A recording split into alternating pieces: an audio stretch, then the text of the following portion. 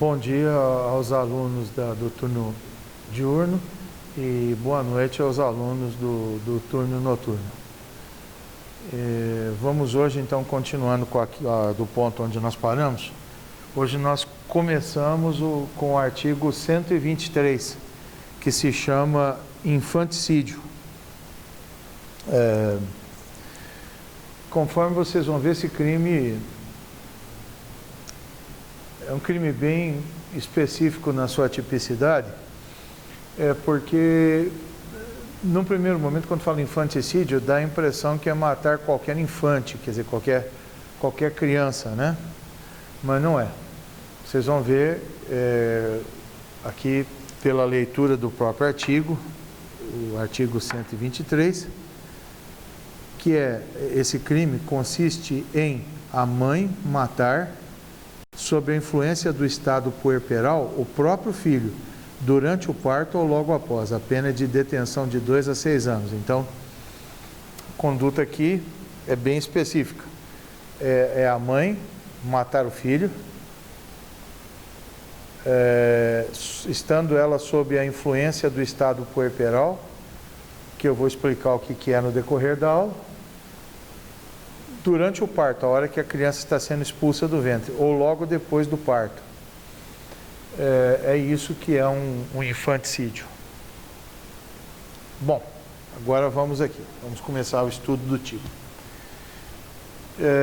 Basicamente, o objeto jurídico, que é o bem tutelado pela norma, é o direito à vida, que, como eu já disse, pela Constituição Federal do Brasil, é um bem indisponível. Ou seja, não é porque a mãe está dando à luz a criança ou acabou de dar que ela pode dispor da vida da criança.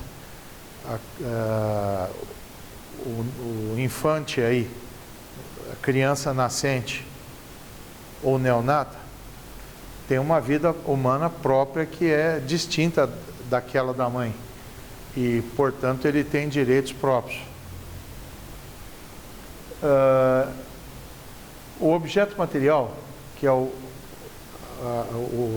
a coisa ou pessoa sobre a qual recai a conduta criminosa, é a criança que está nascendo, está sendo expulsa do ventre, ou a recém-nascida, já acabou de ser expulsa do ventre com vida. Muito bem. Aqui tem um ponto interessante a comentar, porque nos tempos antigos aí da Franca, um advogado que era bastante amigo do meu pai, e ele também chegou a dar umas aulas aqui na Faculdade de Direito de Franca, isso há muito tempo atrás.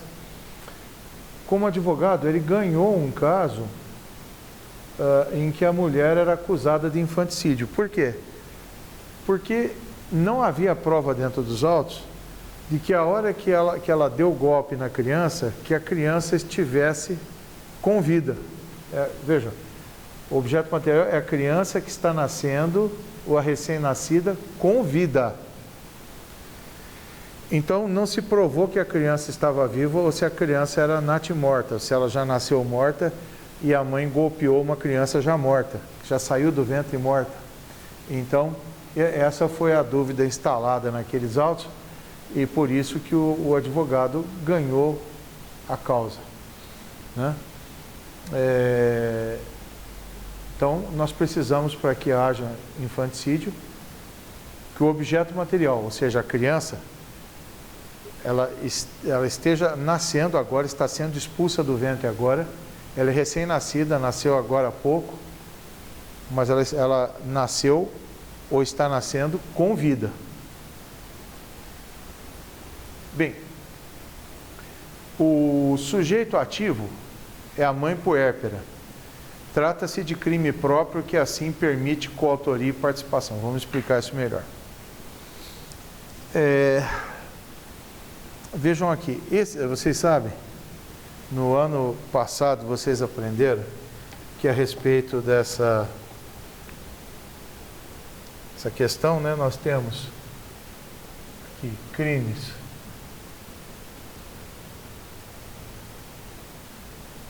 comuns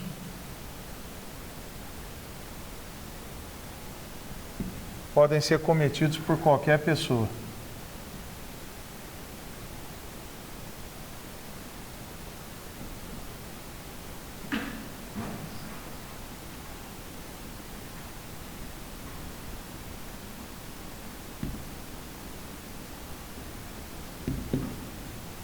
Nós temos crimes próprios, que são aqueles que só podem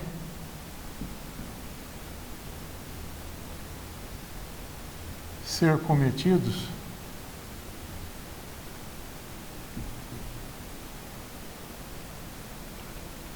por determinada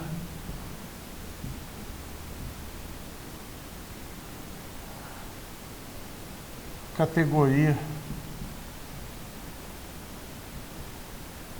ou classe de pessoas.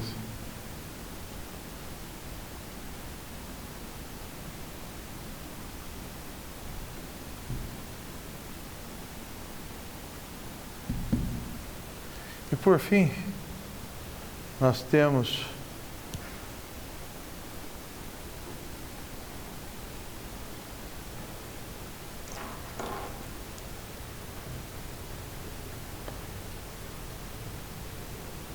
os crimes de mão própria,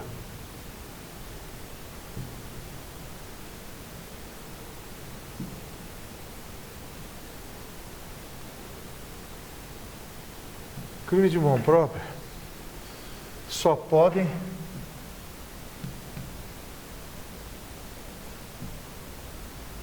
cometidos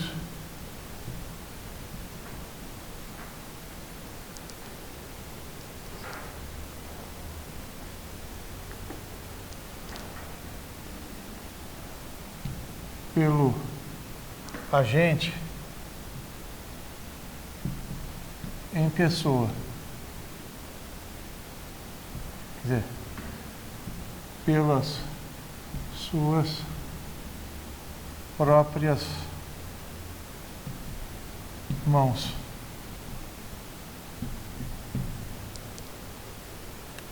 Então vejam aqui.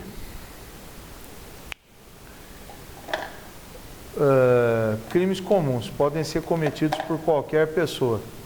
Exemplo, o homicídio. O homicídio pode ser cometido por qualquer pessoa. Já, por exemplo, para dar um exemplo de crime próprio, que são aqueles que só podem ser cometidos por determinada categoria ou classe de pessoas. O peculato. O peculato só pode ser cometido por funcionários públicos, então por uma classe de pessoas. Os funcionários públicos, né? É o que está aqui no 312 do Código Penal. Apropriar-se quem? O funcionário público de dinheiro, valor ou qualquer outro bem móvel, público ou particular, de que tenha posse em razão do cargo. Então, um exemplo de crime próprio seria justamente o peculato. E de mão própria, só podem ser cometidos pelo agente em pessoa, pelas suas próprias mãos.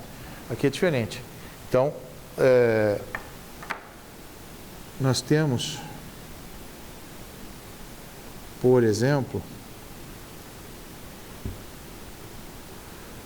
o artigo 124, que é provocar aborto em si mesmo. Quer dizer, aqui é um crime de mão própria.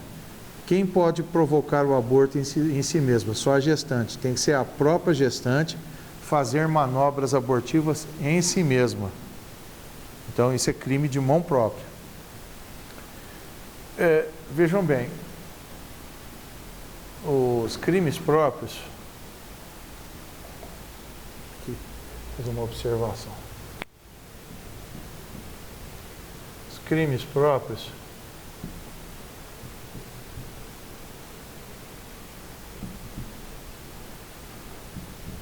permitem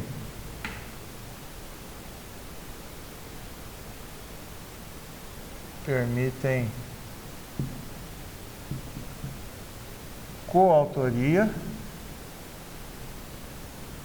e participação, embora sejam próprios.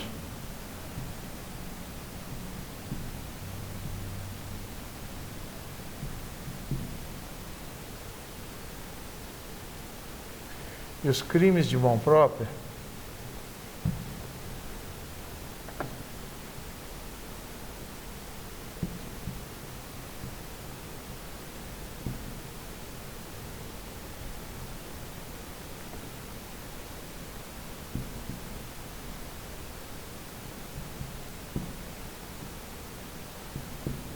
só permitem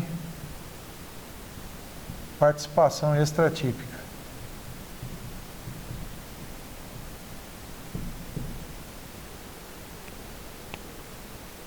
Então, eu disse para vocês, agora há pouco, que o 123, o artigo 123,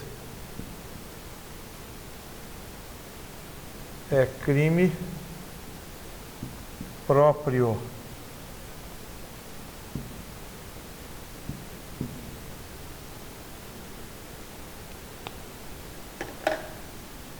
Crime próprio por quê o 123? Porque ele só pode ser cometido por uma categoria de pessoas que são as mães puérperas, as mães que estão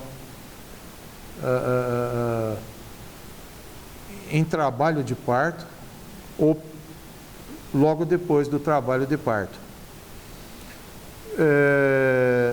Mas a mãe pode contar com a coautoria, como se permite coautoria ou participação. A coautoria do pai, matando a criança junto com ela, ou a participação do avô, da avó, que vai lá e entrega a faca para ela matar a criança. Então, vejam bem o que eu escrevi ali. O sujeito ativo é a mãe puérpera. Trata-se de crime próprio da mãe puérpera. Mas permite coautoria e participação, justamente por ser um crime próprio. Muito bem. Vamos, então, adiante um pouco.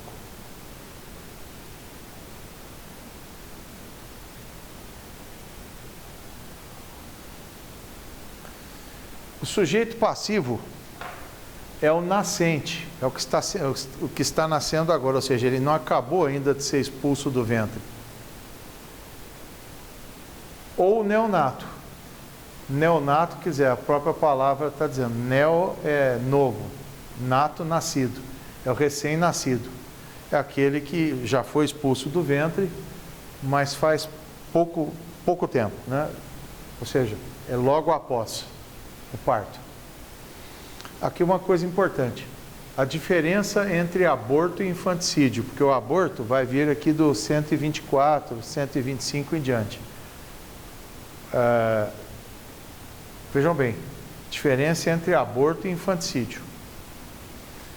O aborto ocorre até antes do início do parto. Quando é o início do parto? O início do parto se dá com a dilatação do colo do útero. Então vejam bem, olha que coisa interessante. Se a conduta ocorrer após o início da dilatação, ou seja, após o início do parto, haverá infanticídio. Imaginem o seguinte, a criança ainda não nasceu. Para a medicina legal, ela ainda é um feto. Então, imaginemos isso daqui, a mãe enfia uma agulha de tricô pelo conduto vaginal adentro e fura a criança, perfurando os seus órgãos vitais, antes do início da dilatação do colo do útero, isto é, antes do início do parto. Isso, ao mesmo, vejam, a criança ou vai ter que ser extraída porque vai ter que fazer uma cesárea e tirar, porque ela morreu, ou ela vai sair espontaneamente, né? Isso será um aborto, porque foi uns segundos antes do início da dilatação, que é o início do parto. Agora, já começou a dilatação, já começou aquela dilatação do colo do útero. A mãe enfia uma agulha de tricô e perfura a criança que está lá dentro. Aí então vai ser infanticídio, porque foi logo depois do início do parto, que é logo após a o início da dilatação do colo do útero. Então, esse é o divisor das águas. Qualquer conduta que tendente a matar o feto, mesmo que seja um feto super adiantado já de 9 meses, que for feita uns minutinhos antes do início da dilatação do colo do útero, vai ser aborto. Se a conduta tendente a matar a criança que está lá dentro for feita alguns segundos após a dilatação do colo do útero, então é infanticídio, é esse 123 que nós estamos tratando agora, né? É isso daqui. Agora, vejam que interessante essa questão aqui. Eu disse para vocês que o 123 é crime próprio. Crime próprio. Só pode ser realizado, cometido por uma determinada categoria ou classe de pessoa, as mães puérperas. Muito bem. Aqui nós vamos ter um problema penal. É o concurso de agentes, porque eu disse para vocês que os crimes próprios, crimes próprios permitem a coautoria ou a participação. Então, face à regra do artigo 30 do Código Penal, as condições de caráter pessoal, que seria o puerpério, quando elementares do tipo, comunicam-se entre os participantes do delito, quer dizer, os coautores e partícipes. Sendo o estado puerperal uma elementar do tipo, né, do 123, porque aqui diz assim, matar, vírgula, sob a influência do estado puerperal, vírgula, o próprio filho. Então, estado puerperal é uma elementar do tipo, está aí escrito no caput do 123. Essa elementar se comunica entre os participantes, mãe e terceiros, em todos os casos de coautoria e participação. É o que está falando aqui. Eu vou dar um exemplo para vocês. É que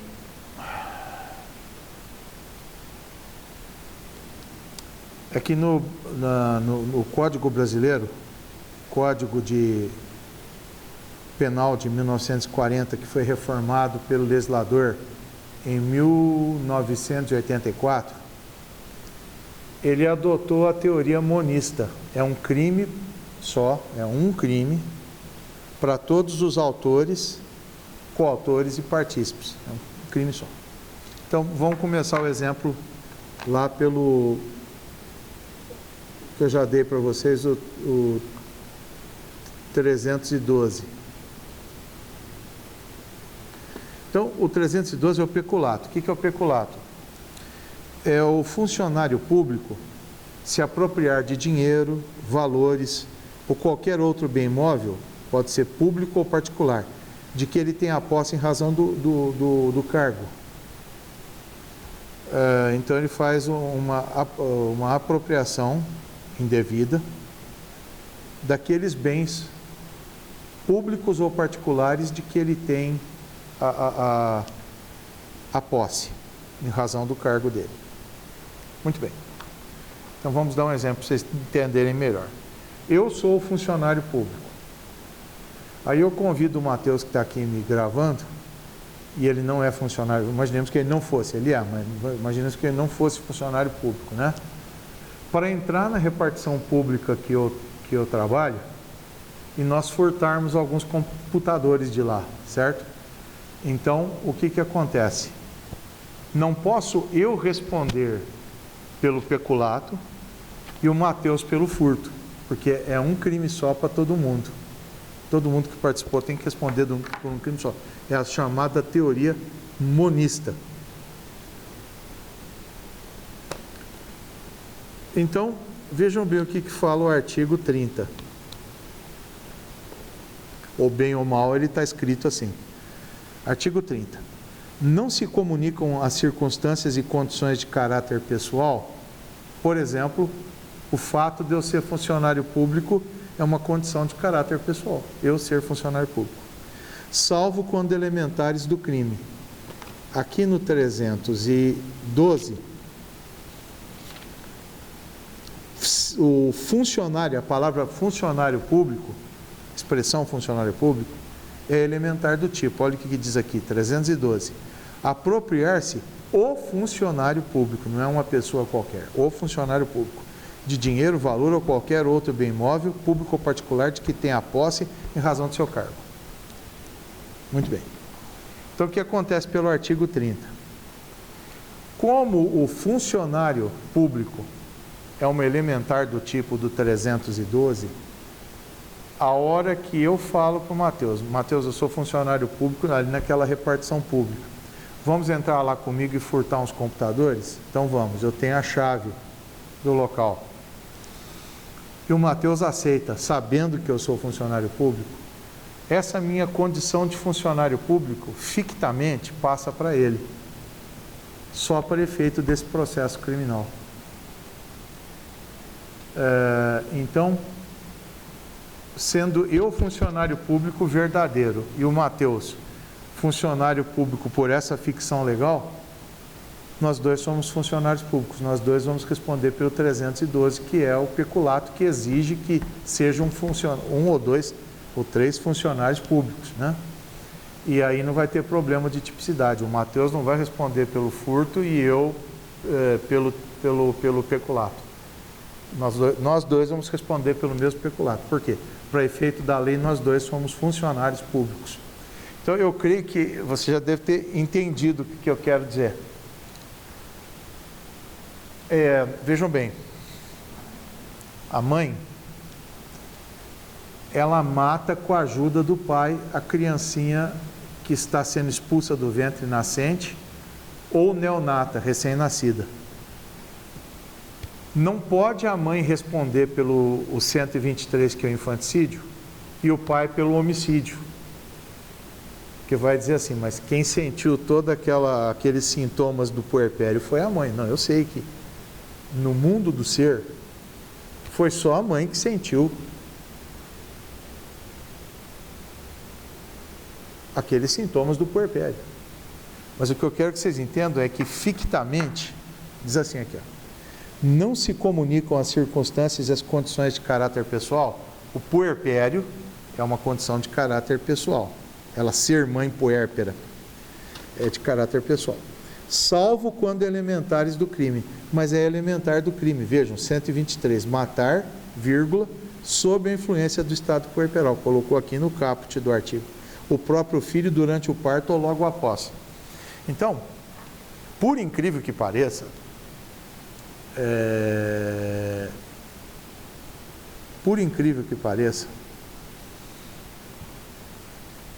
essa condição pessoal da mãe de puérpera, de puerpério, vai passar para o pai da criança.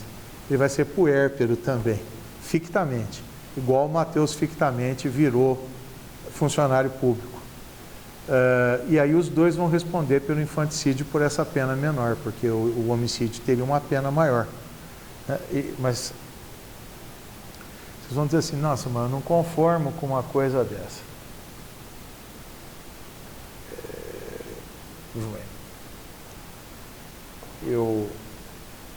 Mateus, como é que eu faria? Porque eu já escrevi tudo aqui e vou precisar. Lá não pega na última. Certo? Estou correto? Não pega. Aqui no meio, como é que eu apago? Um segundinho. Que eu vou só escrever, depois eu já apago de volta e já...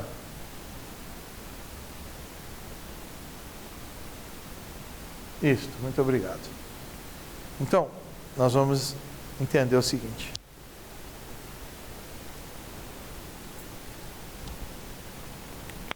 Vocês sabem, vocês aprenderam isso no primeiro ano, que Hans Kelsen escreveu a teoria pura do direito.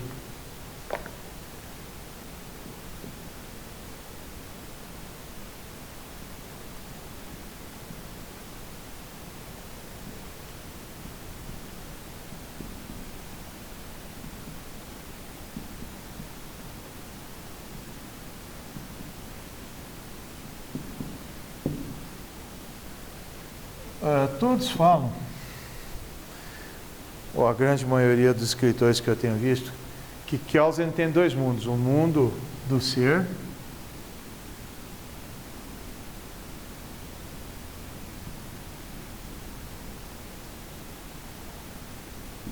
seria o mundo físico.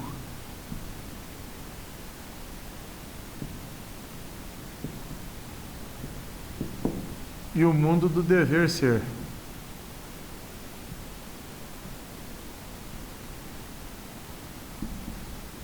Seria o mundo das normas.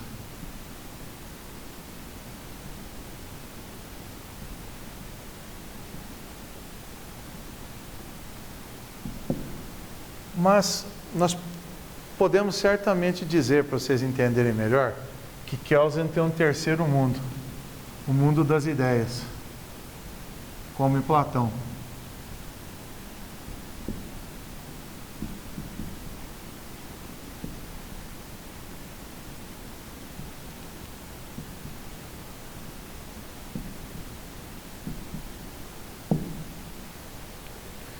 Então, deixa eu tentar explicar isso para vocês.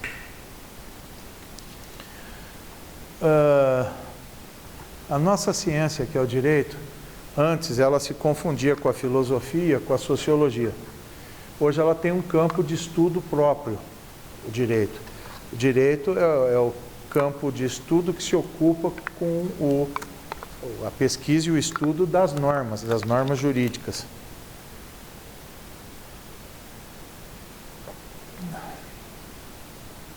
Muito bem.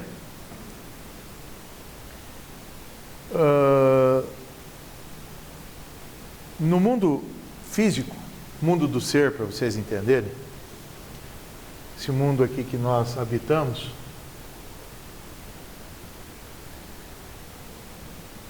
ele também tem leis. Eu digo antes das leis jurídicas. O mundo do ser tem normas físico-matemáticas, por exemplo, ou que sejam leis físico-matemáticas. Por exemplo, lei da gravidade. Se eu cair de cima de uma montanha, a gravidade vai me puxar para baixo, independente da altura daquela montanha ou monte. E eu vou levar um tombo, que pode ser mortal, ou pode me quebrar muita coisa, conforme o tamanho daquele monte, já disse. Quando se junta na atmosfera uma certa carga de eletricidade, aquela carga cai na forma de um raio. E assim, a lei natural, ela não olha assim, se o que está embaixo é um nenê, o que está embaixo é um homem, ou o que está embaixo é uma mulher, ou o que está embaixo é uma vaca. Ela cai, o raio cai onde tem que cair. Então as normas do mundo do ser são cegas. Muito bem, mas como é que eu faço? Aí é que está. Eu vejo, eu sei que o doutor Marcelo deve ter dado para vocês isso daí no primeiro ano. Eu estou só tentando esclarecer um pouco mais. Como que a gente faz as normas? Como é que nós construímos as normas do mundo do dever ser? Isso deve ser assim. Se A é, B deve ser. Como é que a gente constrói isso daqui? É o seguinte. Se vocês lerem, e tem que ler, isso é uma literatura obrigatória, Teoria Pura do Direito de Kelsen,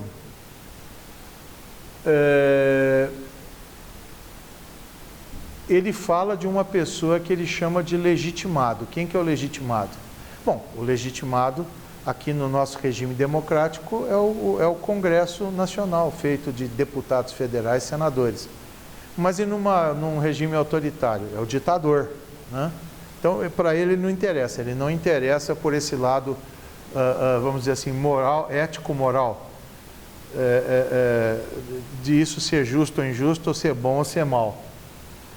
Ele diz assim, uma pessoa legitimada. Quem que é legitimado? É aquele que tem o poder constitucional de fazer normas, né? Essa pessoa, vamos imaginar que seja aqui um ditador de esquerda, certo? Esse ditador, que é o legitimado naquele país lá, onde ele é o governante, ele é o ditador, ele entra no mundo das ideias, que é um mundo abstrato. É um mundo como o de Platão, onde estão os protótipos, onde estão os modelos de todas as coisas, né? E ele vai andando lá. E isso é mais ou menos, não sei se vocês assistiram, se gostam de filmes antigos, o grande ditador, que é Charles Chaplin imitando Hitler, né? Então, ele pega assim uma bola, que seria como se fosse uma bexiga, representando a Terra, né? Representando o mundo, e ele vai brincando para lá, e de repente aquela bola estoura, né? Então é mais ou menos isso. O legitimado, que como eu disse, é um democrata no regime democrático, é um ditador no regime ditatorial. Ele entra no mundo das ideias, e lá tem ideia de tudo quanto tem ideia de direita, ideia de esquerda, ideia de centro, tem ideia conservadora, tem ideia de vanguarda, tem tudo quanto é tipo de ideia que vocês imaginarem, né? Então ele vai andando e vai se inebriando com aquele mundo. Nossa, que coisa bonita, que norma bonita é essa, aquela. De repente ele dá de topo com uma norma que ele acha o máximo, né? Fala, nossa, essa norma aqui é perfeita, ela é de esquerda e ela é ditatorial, e eu sou ditador de esquerda, vai dar certinho. Então, como ele é o legitimado, ele desce do mundo das normas, do mundo das ideias, e ele vem trazendo aquele protótipo de norma, aquela norma perfeita. Bom, pelo menos dentro da visão dele, né? Então, nesse mundo das ideias está a norma fundamental, que vocês escutaram no primeiro ano, hipotética. Ela é uma hipótese só por enquanto. Norma fundamental hipotética. Tá. Mas ele traz essa norma com ele do mundo das ideias. Norma fundamental hipotética. Que beleza, que norma. Bom, aí ele faz. Aí ele seria se é um democrata, ele vai trazer para o Congresso vai aprovar aquela norma que ele teve como ideia, né? E se ele for como eu estou dizendo, um ditador, ele vai impor de forma ditatorial. Aí essa norma fundamental hipotética, ela se torna aqui, ó, uma norma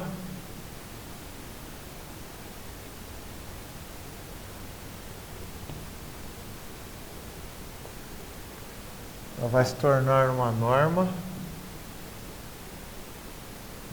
fundamental positiva. Agora colocou no mundo jurídico. Tem mais jeito.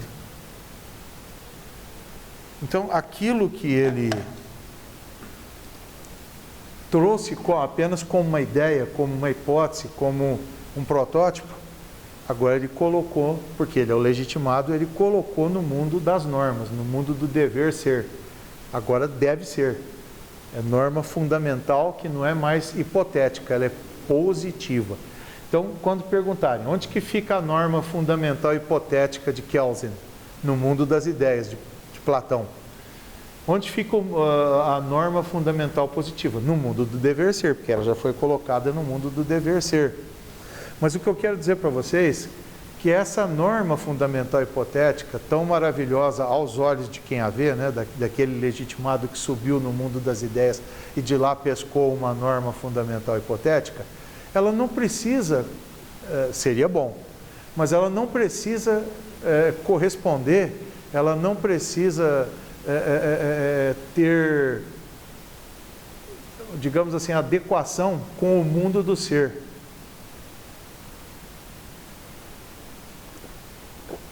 A norma jurídica seria essa norma fundamental positiva trazida lá do mundo das ideias para o mundo das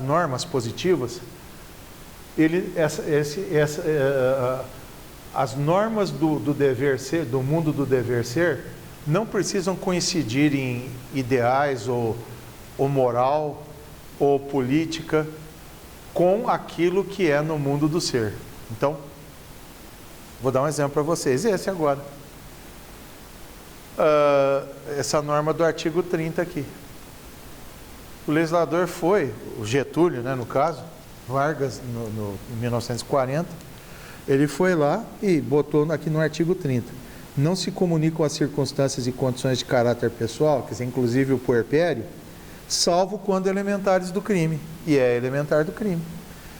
Então, vocês poderão dizer assim, por isso que, não sei se vocês estão entendendo essa minha aula, que a teoria de Hans Kelsen se chama teoria pura do direito. Teoria pura do direito que ela é expurgada de moral, de política, de filosofia, de sociologia. Aqui só nos importa o estudo das normas positivas, as que foram positivadas, que foram colocadas por um processo legislativo legítimo pela Constituição. Pode ser uma Constituição autoritária ou uma Constituição democrática. Quero dizer, no mundo do dever ser, perdão. No mundo do ser, que é o mundo físico, quem sente aquelas vicissitudes, quem sente aquele mal-estar do puerpério, é só a mãe puérpera. Porém,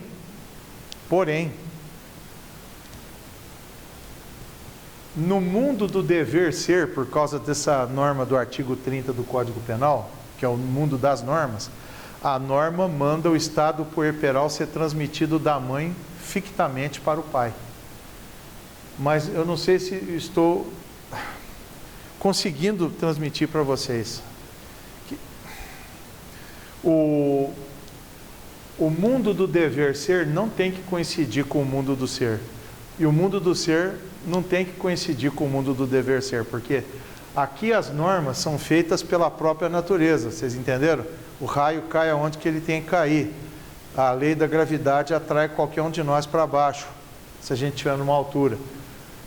O mundo do dever ser, as normas são feitas por pessoas, ou democratas, ou autoritárias, mas então não é obrigado a haver essa correspondência das normas, das leis do mundo do ser com as normas do mundo do dever ser. Então, o mundo do dever ser só nos importa aqui o jeito que a norma foi escrita, que ela foi colocada no mundo do dever ser, como norma positiva, uma norma fundamental positiva. Vocês entenderam, né? Norma fundamental hipotética, uma Constituição que ainda não veio a ser uma Constituição ideal. Norma fundamental positiva, é a Constituição que foi feita através daquele modelo da norma fundamental hipotética. E daí para baixo vai vindo as leis federais, estaduais, municipais. E aí o que importa é ver a validade dessas normas perante a norma fundamental positiva, é só isso. Se ela é válida, então Kelsen diz assim, bota a mão na frente dos olhos e cumpra a norma. Por quê? Porque não tem que se... No mundo do dever ser, nós não temos que questionar se a norma é boa, digamos assim, do ponto de vista físico, do ponto de vista sociológico, do ponto de vista filosófico ou político. Nós temos que ver se a norma é válida juridicamente, só isso, ponto. E aqui no caso, lógico que o artigo 30 é válido. Então, eu espero ter explicado isso para vocês, que Kelsen fez um mundo totalmente jurídico, um mundo em que não entra filosofia, não entra sociologia, não entra a física, não entra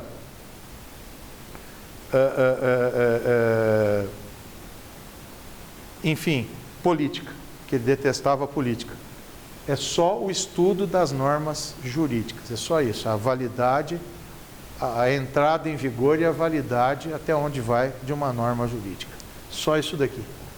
Bem, falado isso, espero ter explicado para vocês. que, portanto, alguém pode dizer assim, é um absurdo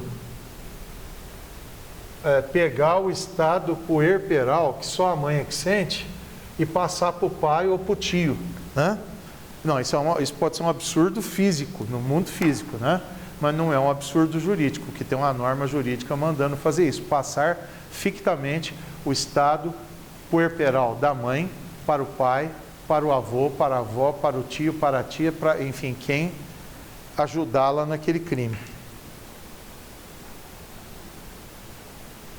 Mateus, agora como é que a gente liga aqui?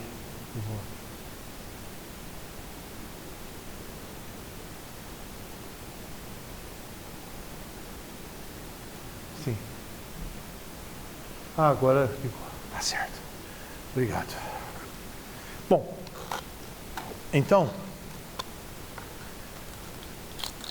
se vocês não estão muito conformados com esse meu discurso de teoria pura do direito, que depois de Kelsen ele revolucionou realmente o estudo do direito.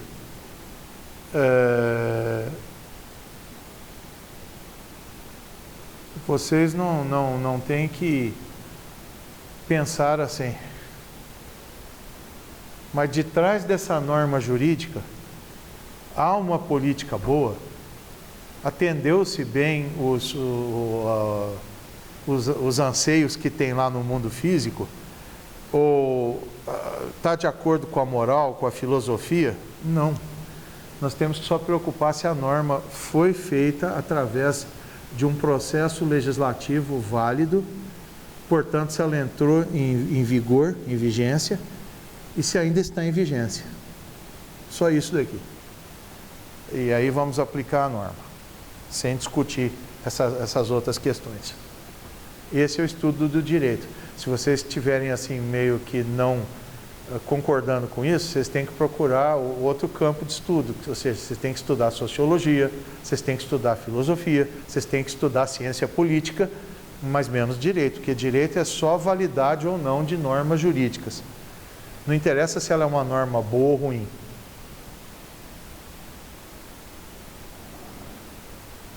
Muito bem. Agora vejam aqui. Essas interpretações aqui que eu vou fazer com vocês, baseada no artigo 30, porque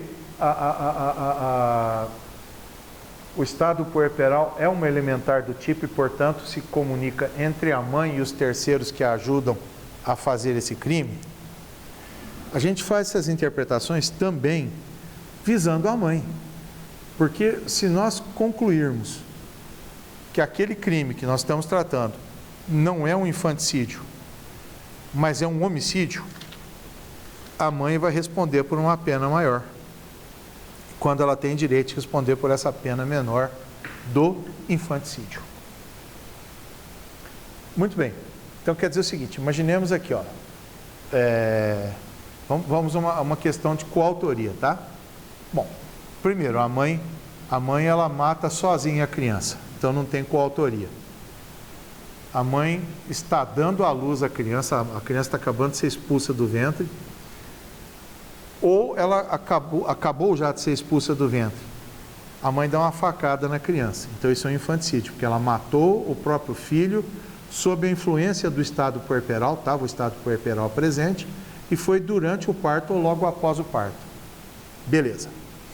Mas vamos supor que a mãe fala assim, ô pai, eu estou com a mão meio tremente, me traz uma faca e nós vamos matar essa criancinha recém-nascida.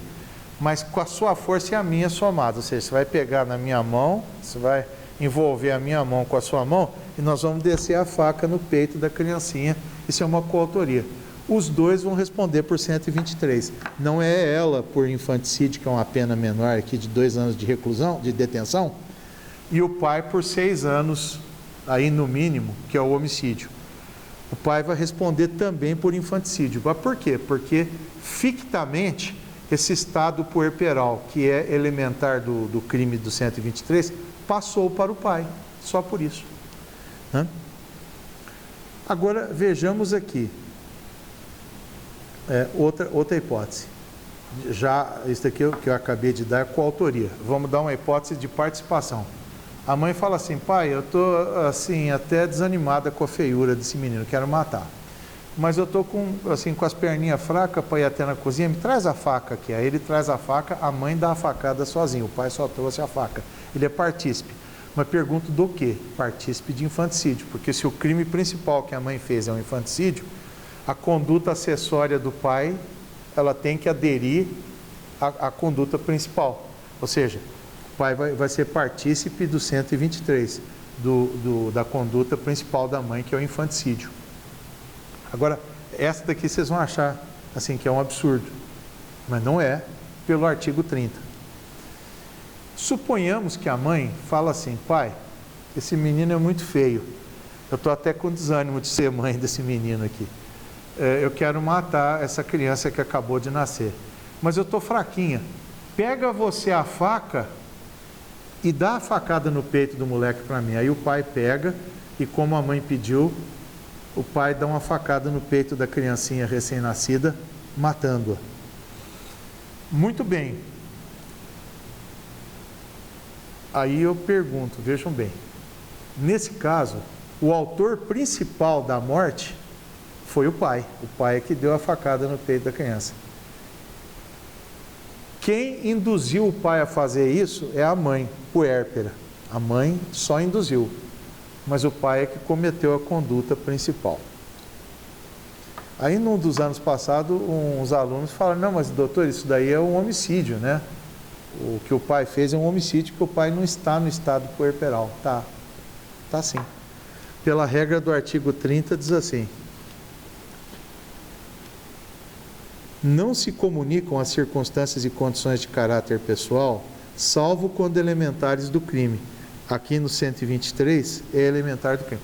Não, mas o que o pai fez é um 121. Bom, mas aí, se nós pensarmos que o que o pai cometeu é um 121, a mãe vai sair prejudicada, querem ver? A pena do pai vai ser no mínimo 6 anos, né? Que seria o homicídio simples, se fosse o caso.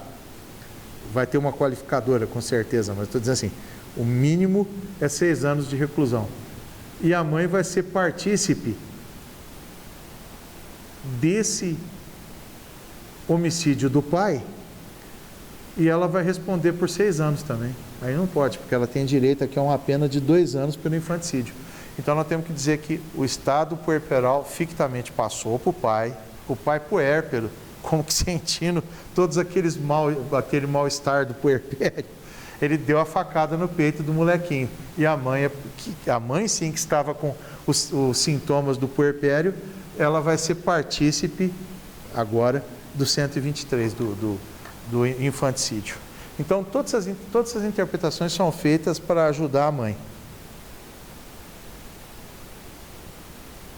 E não sem base, mas com base no artigo 30 do Código Penal. Agora vocês vão falar assim, mas, doutor Constantino, como é que o senhor resolveria esse problema? Mateus, me desliga mais um segundinho só. Obrigado. Eu resolveria o seguinte, ó.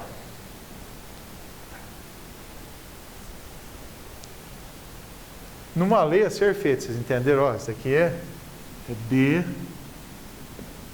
lege ferenda. É de uma lei ainda a ser feita. Faria o seguinte, quer ver? Artigo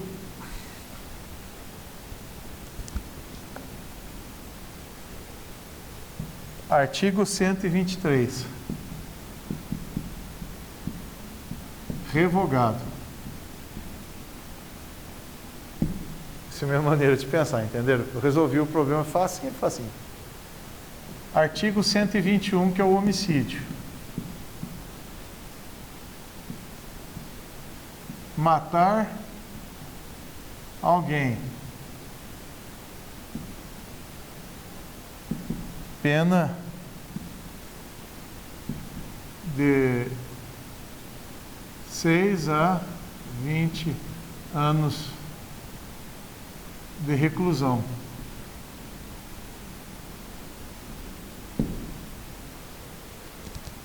Parágrafo X do homicídio, certo?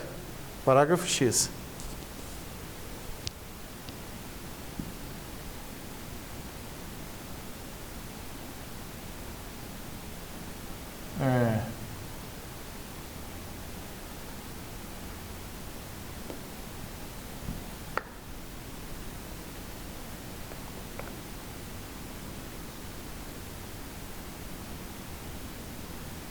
A mãe que mata o próprio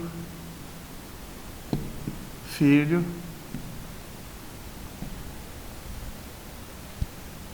sob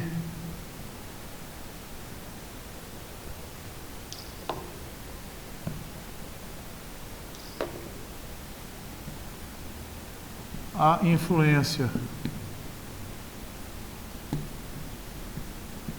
do estado puerperal,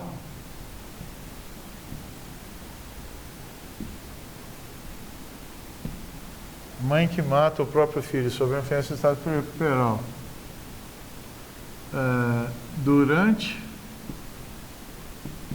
ou logo após o parto, vírgula, é apenada com detenção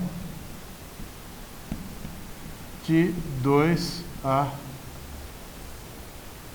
6 anos, me parece.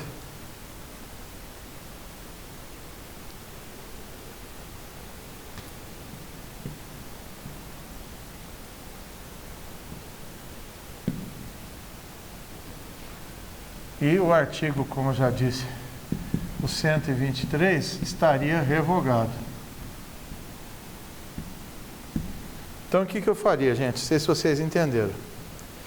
O pai, o tio, o avô que participaram do infanticídio vão responder pelo matar alguém no caput. Pena de 6 a 20 anos. Né? A mãe, no parágrafo X a ser criado, que ainda não tem, que mata o próprio filho sob a influência do estado puerperal durante ou logo após o parto, é apenada com detenção de 2 a 6 anos, como é atualmente. Só que aí, nesse caso, porque não está no caput, mas está num parágrafo, não é mais uma elementar. Esse sob a influência do estado puerperal é circunstância aqui nesse caso. Ó, prestem bem atenção. Sob a influência do estado puerperal, isso daqui é circunstância.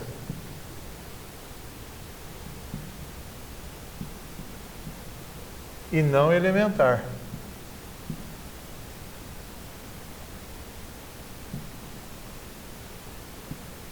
Está no parágrafo. Então, aí nesse caso o estado puerperal não vai se comunicar com o pai, com o tio, com o avô. Era bem fácil. Eu resolvi o problema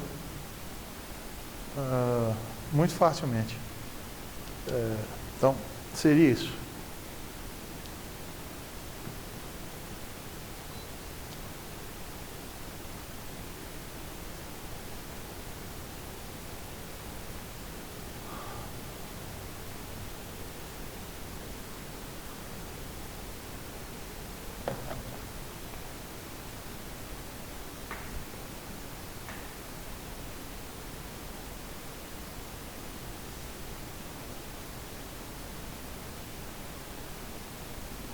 Bem, está voltando aqui a tela.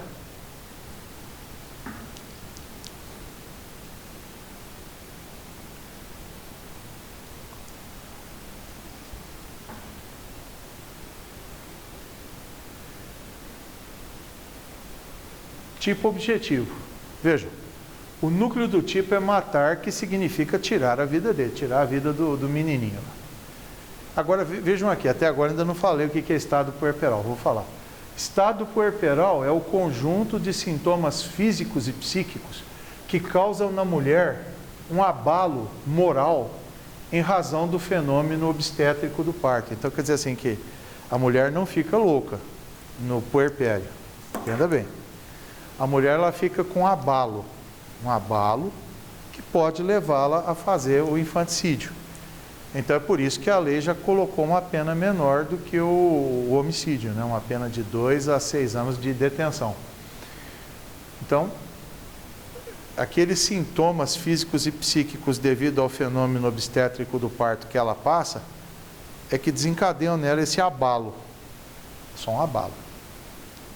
Mas, vejam, alguém pega e fala assim, mas a mulher está com depressão pós-parto. Não existe esse termo, existe estado puerperal. Porque o estado puerperal tem pessoa que dura durante o parto e uns minutos, outros um dia, outros uns dias, outros até meses, né? Outras, né? Mulheres. Então, o que se chama é estado puerperal, puerpério. Vejam bem, tem casos de estado puerperal que é tão forte que a pessoa fica doida de pedra, certo? Então o que vai acontecer? Nos casos que a gente chama de alienação ou loucura puerperal, que é aquela que a pessoa fica totalmente fora de si, aplica-se o 126 e o 123, perdão, combinado com o 26 caput, ambos do Código Penal, que é o quê?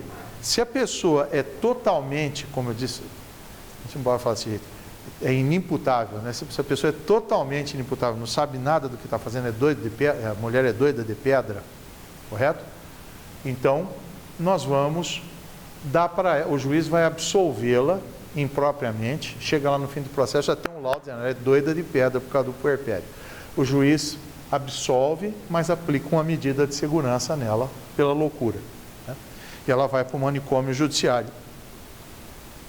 Nos casos de semi-alienação puerperal, que seria aqui o semi-imputável, aplica-se os artigos 123 combinado com o 26, parágrafo único, ambos do Código Penal. O que é isso, gente?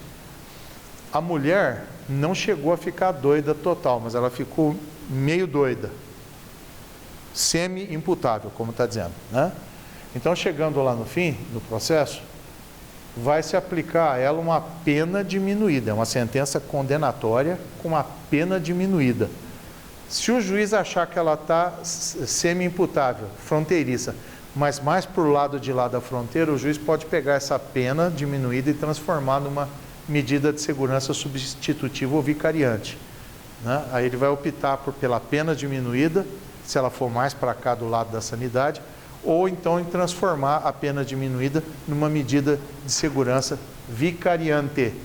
Agora, nos casos, quando ocorre somente o abalo do estado puerperal, quer dizer que a pessoa não é nem doida nem semidoida, ela está um pouco abalada, então aplica-se o 123 puro e simples, que já é uma pena pequena, porque a mulher está mesmo no estado puerperal. Bem, o tipo subjetivo, vejam, é o dolo, direto ou eventual. Então, quer dizer o seguinte, a mãe tem que dar uma facada no moleque, como aqui em Franca já aconteceu, afogar o moleque na água da privada e coisas desse tipo, né? Não é uma coisa culposa, não existe a forma culposa aqui no tipo penal, né? Por exemplo, a mãe esquece de amamentar a criança, esquece a criança no sol e a criança morre, não é nada disso. Aqui só tem infanticídio por dolo. Não é, ela pode até responder pelo homicídio culposo, estou dizendo que aqui não tem. No 123 não, forma culposa. Consumação é com a morte da criança nascente ou neonato, ou seja, tem que, não só ela desferir o golpe, a criança tem que morrer, né? Tentativa é possível, imagina, ela está afogando a criança dentro da privada, o pai chega, a polícia chega e tira da mão dela a criança ainda com vida, né? E salva a criança. É uma tentativa de infanticídio. Bom, eu espero que vocês tenham me entendido. Por hoje é somente isso. bom dia para os meninos do dia, boa noite para os meninos da noite.